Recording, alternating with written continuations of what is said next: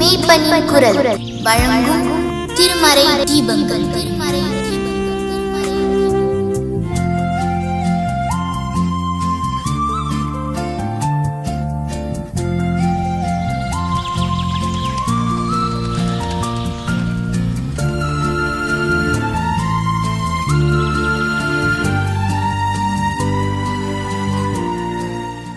தெய்வத்தின் சந்நிதானம் என் உள்ளத்தின் ஆனந்தமே,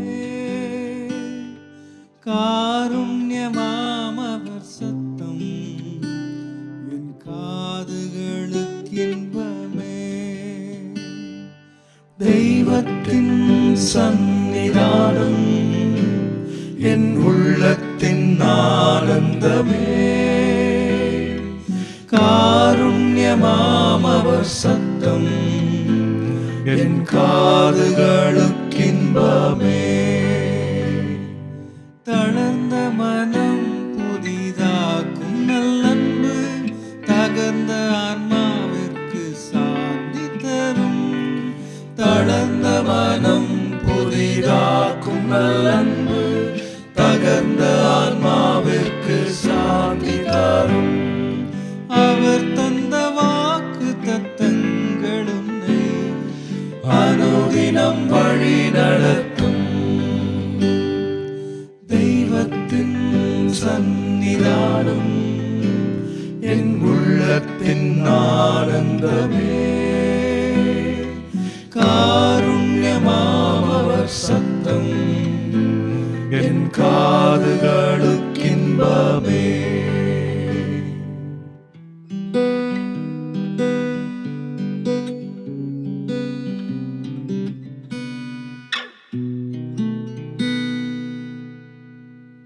உலகத்தில் உன் நிலை நிர்பந்தமே, நோக்கிடு கல்வாரி நாயகனை.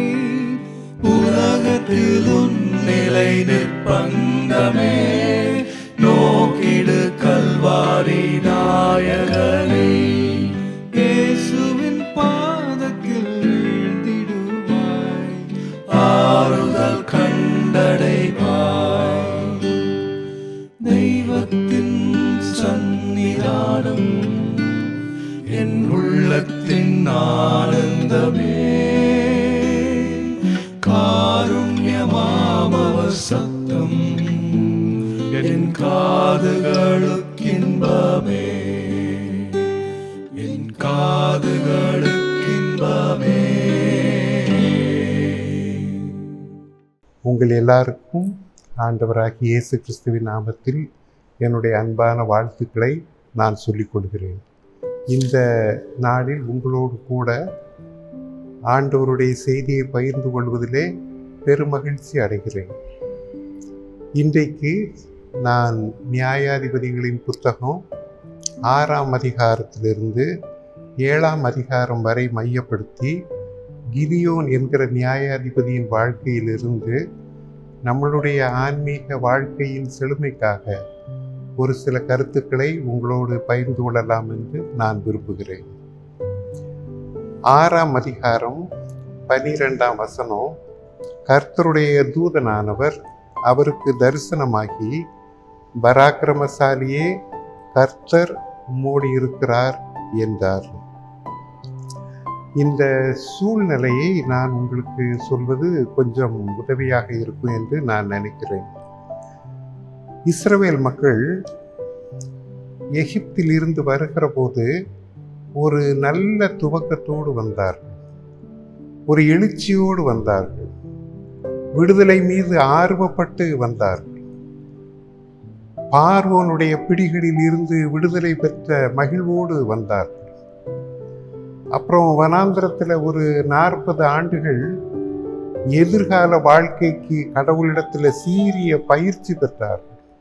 மோசே அவர்களோடு கூட இருந்து கற்பனைகளை கையில் கொடுத்து, சட்டங்களை கையில் கொடுத்து, ஒரு முறையான வாழ்க்கை எப்படி வாழ்வது என்பதை பற்றி அவர்களுக்கு கற்றுக் கொடுத்தார். எல்லாம் நிறைவு செய்த பிறகு அவர்கள் கானானுக்கு வந்தபோது பெரும் ஆற்றலோடு நுழைந்தார். கடவுளுடைய அருட்செயல் அவர்களுக்கு முன்பாக சென்றது. சிவந்த சமுத்திரம் இரண்டாக பிளப்பதை கண்ணால் பார்த்தார்.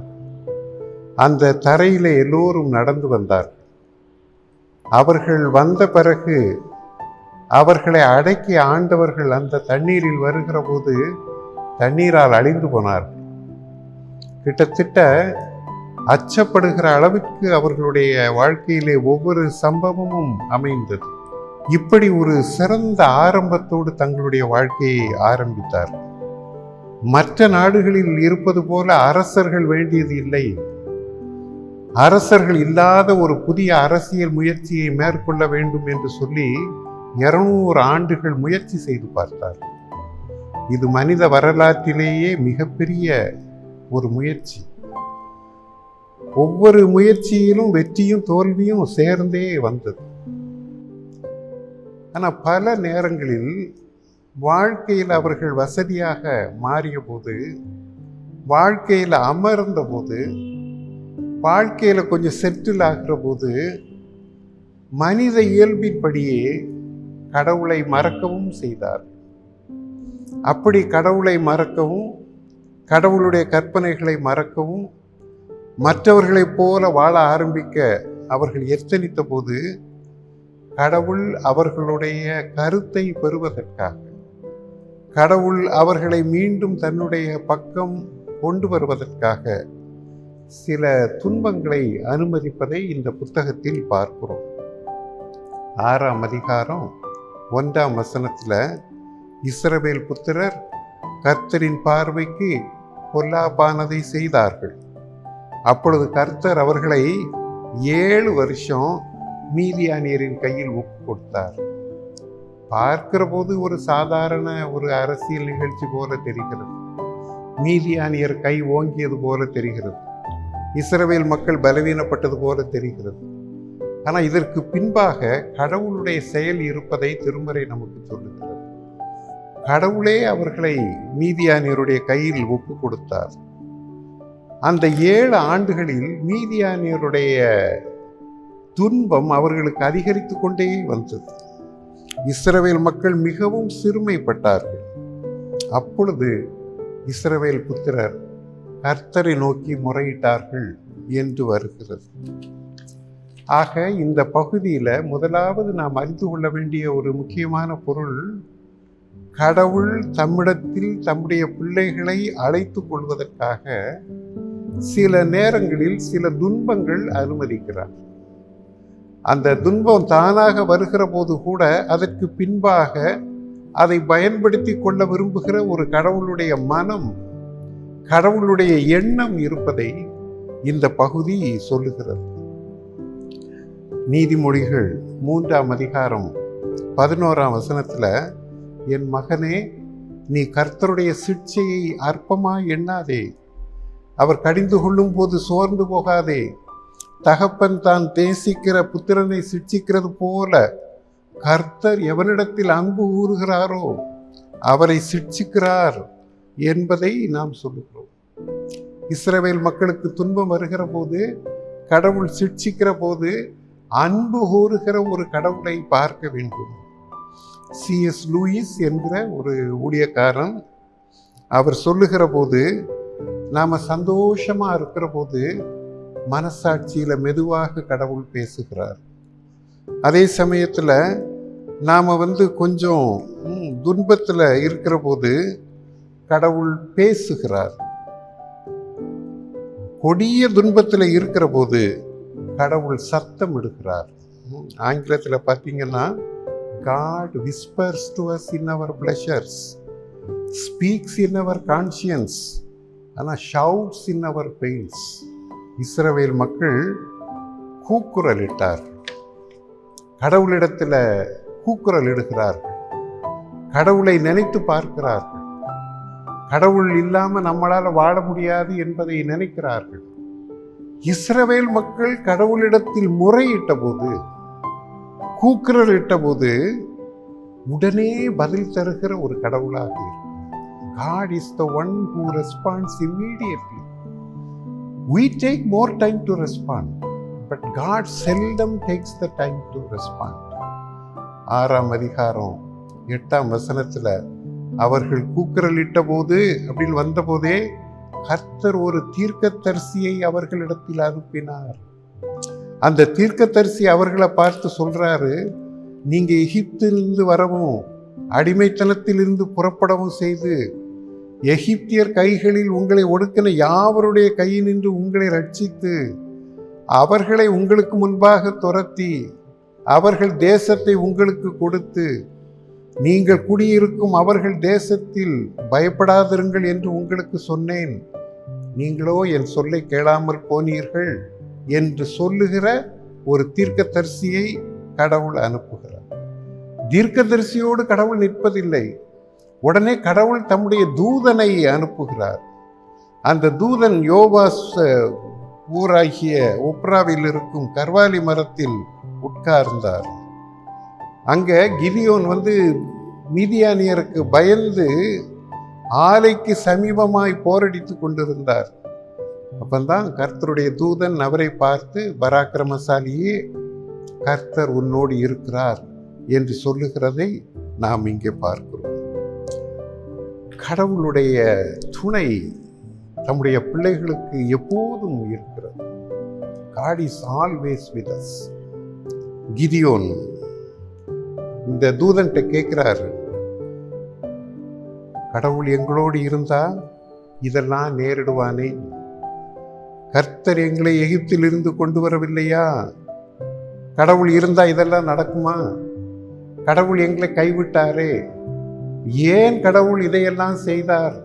இது அவருடைய ஊழியக்காரர் கேட்கிற கேள்வி. அப்பந்தான் கடவுள் அவர்கிட்ட சொல்றாரு, உனக்கு இருக்கும் இந்த பலத்தோட போ, நீ இஸ்ரவேலை மீதியாரின் கைக்கு நீங்கி ரட்சிப்பாய், உன்னை அனுப்புகிறவன் நான் அல்லவா என்று கடவுள் சொல்லுகிறார்.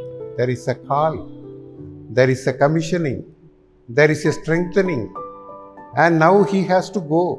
அங்க போய் ஆண்டவருக்கு ஊழியத்தை செய்ய வேண்டும். ஆண்டவருடைய அழைப்பு வருகிற போது அதை மரியாதை செய்ய வேண்டும். ஆண்டவருடைய அழைப்பு வேறு வேறு வழிகளில் வரும். ஆண்டவருடைய பிள்ளைகளுக்கு பணி செய்கிற வாய்ப்பு வித்தியாசமான வகைகளில் வரும். We must be sensitive to the Lord's voice. Gideon ஆண்டவருடைய சத்தத்தை கேட்டார். அழைப்பு வந்த பிறகு அடுத்து நாம் செய்ய வேண்டிய இன்னொரு முக்கியமான விஷயம் என்னன்னு கேட்டீங்கன்னா, we must set our house in order. நம்மளுடைய வீட்டை சரி செய்ய வேண்டும், நம்மளுடைய ஆலயத்தை சரி செய்ய வேண்டும், நம்மளுடைய பணி செய்கிற இடங்களை சரி செய்ய வேண்டும். அப்படின்னா தான் கடவுள் செயல்பட முடியும். இப்போ 6ஆம் அதிகாரம் 25ஆம் வசனத்திலிருந்து 32ஆம் வசனம் வரைக்கும் அடுத்த பகுதி.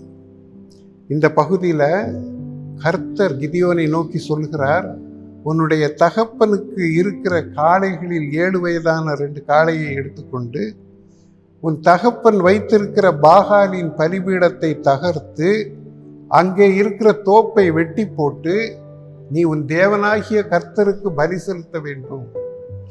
உன்னுடைய வீடு சரியில்லை, உன்னுடைய தகப்பன் சரியில்லை, அவர்களுடைய வாழ்க்கை சரியில்லை, இதை வைத்து நாம முன்னெடுத்து போக முடியாது. Set your house in order. நீ போய் முதல்ல அந்த பாகாலை தகர்க்க வேண்டும், அந்த தோப்பை வெட்டி போட வேண்டும், ஆண்டவருக்கு ஒரு பலிபீடத்தை கட்ட வேண்டும், அங்க ஆண்டவருக்கு ஒரு ஆராதனை செய்ய வேண்டும்.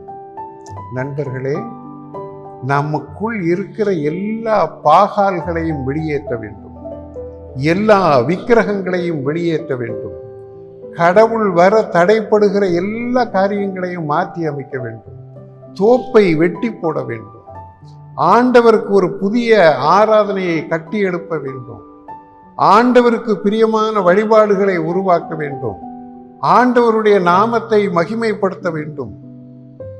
Very important. He must set the house in order. கிதியோன் தன்னிலிருந்து ஆரம்பிக்க வேண்டும். இந்த பிரசங்கம் பண்ணும்போது ஒரு பெரிய பிரச்சனை என்னன்னு கேட்டிங்கன்னா, மற்றவங்களுக்கு பிரசங்கம் பண்ணுற ஒரு சோதனை நமக்கு வரும் பார்த்துக்கோங்க. அதில் நம்மளை மறந்துடுவோம் பார்த்துக்கோங்க. நம்ம பிரசங்கம் பண்ணும்போது முதல்ல நமக்கு அப்புறம்தான் அடுத்தவங்க. நமக்குத்தான் முதல்ல. அதே மாதிரி மற்றவர்களை சரி செய்வதற்கு முன்பாக நம்மை சரி செய்து விட வேண்டும். கிதியோன் கடவுளுக்கு பிரியமானவர் தான். கிதியோன் கடவுளால் உருவாக்கப்பட்டவர் தான். கிதியோன் கடவுளால் அழைக்கப்பட்டவர் தான். ஆனால் சில பிரச்சனைகள் இருக்கு. There were serious problems. He has to set the house in order. நம்மளுடைய வாழ்க்கையில பரிசுத்தம் இருக்க வேண்டும். அசுத்த எல்லாம் அகற்றப்பட வேண்டும். ஆகவேதான் கிதியோன் ஊழியத்தை ஆரம்பிப்பதற்கு முன்பாக கடவுள் சொல்லுகிறார், set your house in order. இப்ப பாருங்க, விசுவாசத்தை கடவுள் பலப்படுத்துகிறார். கிதியோன் கேட்கிறாரு, கடவுள் எங்க கூட இருக்கிறார் அப்படிங்கிறத எப்படி நம்புறது? How can we believe? There should be some way for us to believe. அப்பந்தான் அந்த தூதன் சொல்றாரு, அந்த பாறையில அந்த அப்பத்தையும் இறைச்சி துண்டையும் வைங்க. கிதியோன் அங்க வைக்கிறார். அப்போ அவர் தன்னுடைய கோலை வைத்து தொடுகிறார். உடனே அக்கினி வந்து பட்சித்தது. இப்போ கிதியோனுக்கு தெரிகிறது, கடவுள் தான் தன்னோடு பேசி கொண்டிருக்கிறார். கடவுள்கிட்டயே எனக்கு ஒரு ப்ரூஃப் வேணும்னு கேட்டோமே, நம்மகிட்ட பேசிக்கிட்டு இருக்கிற கடவுளை பார்த்தே எனக்கு கடவுள் இருக்கிறாருன்னு எப்படி தெரியும்னு கேட்டோமே. கிதியோன் பதறி போனார். கிதியோன் கலங்கி போனார். கடவுள் கிதியோனுக்கு ஒரு அடையாளத்தை கொடுத்தார். இங்க பாத்தீங்கன்னா, ஒரு ஊழியக்காரனுடைய விசுவாசத்தை கடவுள் பலப்படுத்துகிறார். இன்றைக்கு இருக்கிற ஆதிக்க உலகங்களை, இன்றைக்கு இருக்கிற ஆதிக்க சக்திகளை அப்புறப்படுத்துவதற்கு கடுகளவு விசுவாசம் நமக்கு இருந்தா போதும். அதை வைத்து ஆண்டவர் பெரிய காரியங்களை செய்ய முடியும். இன்றைக்கு உலகம் முழுவதும் நம்பிக்கை இல்லாத ஒரு நிலைமை. எதிர்காலத்தில் ஏழைகளுக்கு நம்பிக்கை இல்லாத அரசியல் அமைப்புகள், அடிமைப்பட்டவர்களுக்கு விடுதலை கிடைக்க முடியாது என்று நினைக்கிற அளவுக்கு அரசியல் சட்டங்கள், இன்றைக்கு சமூக சிந்தனைகள் எல்லாமே அடிமைப்பட்டவர்களை தக்க வைக்கிற ஒரு சூழ்நிலை. ஆனால் மீண்டும் ஊழியக்காரர்களாகிய நமக்கு கடவுள் சொல்லுகிற ஒரு காட்சி என்னன்னு கேட்டிங்கன்னா, அவர்களை அப்புறப்படுத்தியே ஆக வேண்டும். அதற்கு நாம் ஆயத்தப்பட வேண்டும். அதற்காக சில நேரங்கள் நாம் எடுக்கிற போது, பலப்படுகிற நேரம் வருகிற போது, பயிற்சி எடுக்கிற நேரங்கள் வருகிற போது ஆண்டவர் பொறுமையோடு இருக்கிறார். பல நேரங்களில் நம்மளுடைய பலத்தை நாம் உணர வேண்டும். இப்போ அடுத்து இன்னும் சிறப்பான ஒரு காட்சி. யுத்தத்துக்கு ஆட்களை கிதியோன் கூப்பிடும் போது 22,000 பேர் வந்தார்கள். அவங்களுக்கு பார்த்தீங்கன்னா 1,35,000 பேர் இருந்தாங்க. 22,000 பேரை வச்சு அந்த 1,35,000 பேரை ஜெயிக்கிற அளவுக்கு கிதியோன் யோசிச்சுக்கிட்டு இருக்கும்போது கடவுள் அடுத்த குண்டை தூக்கி போட்டாரு. பார்த்துக்கோங்க, நம்ம கேம்ப்ல கொஞ்சம் பேர் கொஞ்சம் பயந்துக்கிட்டு இருக்கிற மாதிரி இருக்கு. கிதியோன், இவங்கள வச்சு நம்ம முன்னேற முடியாது, அவங்கள வீட்டுக்கு அனுப்பிடுவோமான்னு. அப்புறம் கேட்டு பார்த்தா 12,000 வீட்டுக்கு கிளம்பிருச்சு. பார்த்துக்கோங்க, 10,000 தான் அங்கே தங்குது. இப்போ கிதியோனுக்கு இன்னும் கொஞ்சம், என்ன இருந்த 22,000லையும் 10,000, இந்த 10,000 வச்சாவது நம்ம சமாளிக்கணும் அப்படின்னு கிதியோன் நினைச்சுக்கிட்டு இருந்தா, கடவுள் சொல்றாரு, இதுவே நமக்கு அதிகம் கிதியோன், இவங்களை ஒரு டெஸ்ட் வச்சிருவோம் அப்படின்னு பார்த்தா என்ன அப்படின்னா, பக்கத்தில் ஆற்றுல தண்ணி ஓடிக்கிட்டு இருக்கு. பார்த்துக்கோங்க, அதில் போய் தண்ணி குடிக்க சொன்னாங்க. கொஞ்சம் பேர் அப்படியே கையில் எடுத்து எடுத்து குடிச்சிக்கிட்டு இருக்காங்க. கொஞ்சம் பேர் அப்படியே ஓடுற தண்ணியில் நக்கி குடித்தாங்க. நக்கி குடிக்கிறவங்க 318, ஓடியில் கையில் எடுத்து குடித்தவங்க கொஞ்சம் நல்ல நம்பரு. அப்போ கூட கிதியோன் நினைச்சாரு, இந்த பெரிய நம்பரை எடுத்துருவார் கடவுள்னு பார்த்தா 318 போதும், இதை வீட்டுக்கு அனுப்பிடு அப்படின்ட்டார். 318 கணக்கு போட்டு பார்த்தீங்கன்னா 1:1450. நாளைக்கு யுத்தம். அப்பதான் கடவுள் ஒரு காரியத்தை சொன்னார், வாழ்க்கையில் நீங்கள் ஒரு வார்த்தையை சொல்லக்கூடாது, நாங்கள் மைனாரிட்டின்னு சொல்லக்கூடாது. நம்மோடு இருப்பவர்கள் அவர்களோடு இருப்பவர்களை காட்டிலும் அதிகம். நல்லவர்களுடைய வலிமை அவர்களுடைய வலிமையை காட்டிலும் அதிகம். இந்த உலகத்துக்கு தெரியணும், கடவுளுடைய பிள்ளைகளின் வலிமை அவர்களின் வலிமையை காட்டிலும் அதிகம். கடைசியில் பார்த்தீங்கன்னா 318 பேரை வைத்து தான் அந்த போரை வெற்றி பெற்றார். இதுக்கு பின்னாடி கடவுள் இன்னொன்றையும் சொன்னாரு, நான் உங்களோடு இருக்கிறேன் என்பதை நீங்கள் அறிந்து கொள்ள வேண்டும். 5 அரசர்கள் லோத்தை பிடிச்சிட்டு போயிட்டாங்க.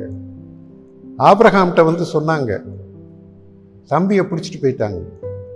உடனே ஆபிரகாம் 300 பேர் தான் பார்த்துக்கோ அந்த பெரிய யுத்தத்தை நிகழ்த்தினார். அந்த 300 பேரை வைத்து அந்த வெற்றியை ஈட்டுகிற போது அதுதான் கடவுளுடைய பிள்ளைகளின் வெற்றி. எப்பொழுதும் God's people will be little. கடவுளுக்கு ஃபெய்த்ஃபுல்லாக இருக்கிறவங்க ரொம்ப கம்மியாக தான் இருப்பாங்க.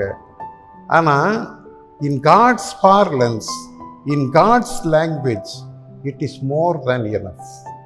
இது போதும், ரொம்ப பேர் வேண்டாம். ஆபிரகாமுடைய வரலாற்றில் இன்னும் நாம் ஆச்சரியப்படுற ஒரு விஷயம் என்னன்னு கேட்டிங்கன்னா, அந்த 318 பேரை பற்றி கூட ஒரு விளக்கம் சொல்கிறாங்க. அது 318 பேர் இல்லை, ஒருத்தர் தாங்கிறாங்க. எலியேசருடைய பெயருடைய நம்பரை கூட்டி பார்த்தா 318 பார்த்துக்கோங்க. ஆக ஆபிரகாமுக்கு எலியேசர் ஒருத்தர் உறுதியாக இருந்தபோது அந்த ஒருத்தரை வச்சுத்தான் ஆபிரகாம் ஜெயித்தார் அப்படிங்கிறது ஒரு பெரிய பாரம்பரியம். நம்ம 318 இன்னும் நம்ப முடியாமல் இருக்கும்போது ஒருத்தரை வச்சு கடவுள், 1 person God can do wonders. அந்த இதில் இன்றைக்கு நம்மை சுற்றி நிறைய அறைகூவல்கள் இருக்கிறது, உலகத்தில் நிறைய இருக்கிறது. ஒரு மார்ட்டின் லூத்தர் போதும் to change the history. 1 man was there.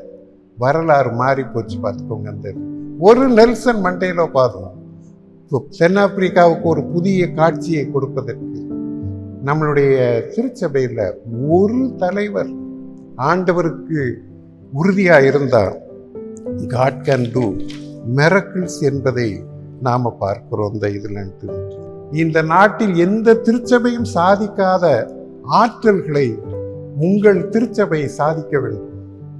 உங்கள் திருச்சபையில் ஆண்டவர் எடைப்படுகிற போது மற்ற பெரிய திருச்சபைகள் வியந்து பார்க்க வேண்டும். அப்பந்தான் அவர்கள் இந்த கணக்கை சொல்ல வேண்டும். 318 இன்ட்டு 1,45,000. உங்களுடைய சிறிய எண்ணிக்கையை பலப்படுத்துங்கள். கடவுள் உங்களோடு இருக்கிறதை உறுதி செய்யுங்கள். கடவுளுக்காக உங்களுடைய பணியை இன்னும் ஆயத்தப்படுத்துங்கள். ஊழியக்காரரை பலப்படுத்துங்கள். கடவுளை இன்னும் பக்கத்தில் வாங்க. கடவுள் நம்மளுடைய பொறுமையாக பலப்படுத்துகிற போது பலப்பட்டு கொண்டே வர வேண்டும். எல்லா நிகழ்ச்சிகளுக்கு முன்பு கடவுளை பார்க்கிற ஒரு கூரிய பார்வை இருக்கட்டும். கடவுள் உங்களையும் உங்களுடைய திருச்சபையும் ஆசீர்வதிப்பாராக. மீண்டும் என்னுடைய வாழ்த்துக்களை சொல்லி நான் நிறைவு செய்கிறேன். இறைவேண்டல் செய்வோம். எங்களுடைய தாயும் தந்தையுமாகிய கடவுளே, உம்முடைய பிள்ளைகளாகிய நாங்கள் இந்த நாளில் உம்முடைய ஆற்றல் மிக்க வார்த்தைகளை கேட்கவும் பலப்படவும் ஆண்டவர் அருள் செய்தீரே, உம்மை துதிக்கிறோம். ஆண்டவருடைய கணக்கும் எங்களுடைய கணக்கும் மாறுபடுகிறது சுவாமி. நீர் சிறிய எண்ணிக்கையான எங்களை வைத்து இந்த பெரிய உலகத்தை மாற்ற வல்லவர். நாங்கள் ஆண்டவருடைய ஊழியத்துக்கு மீண்டும் எங்களை ஒப்பு கொடுக்கிறோம். ஆண்டவருடைய பலத்தோடு நாங்கள் போக எங்களை பலப்படுத்தும். எங்களுடைய வீட்டை சரி செய்ய கிருபை தாரும். எங்களை சுற்றி இருக்கிறவர்களை பலப்படுத்த அருள் தாரும். ஆண்டவர் எங்களுக்கு வைத்திருக்கிற பணியை மனமுவந்து ஏற்றுக்கொள்ள மகிழ்ச்சியை தாரும். ஆண்டவருக்கு போரிடுகிற ஆற்றலை தாரும். ஆண்டவர் கொண்டு வருகிற மாற்றங்களை எங்கள் மீது எங்கள் மூலம் நிகழ்த்தும். எல்லாவற்றுக்கும் மூலமாக உம்முடைய நாம மகிமைப்படட்டும். எல்லோரையும் ஆசீர்வதியும். எங்கள் அருமை ஆண்டவர் இயேசு கிறிஸ்துவின் மூலமாய் தாழ்மையோடு வேண்டிக் கொள்கிறோம் தந்தையே. ஆமென். ஆண்டவராகிய இயேசு கிறிஸ்துவின் அருளும் தாயும் தந்தையும் ஆகிய கடவுளின் அன்பும் தூய ஆவியானவரின் திருவுறவும் நம் அனைவரோடும் எப்போதும் நின்று நிலவதாக.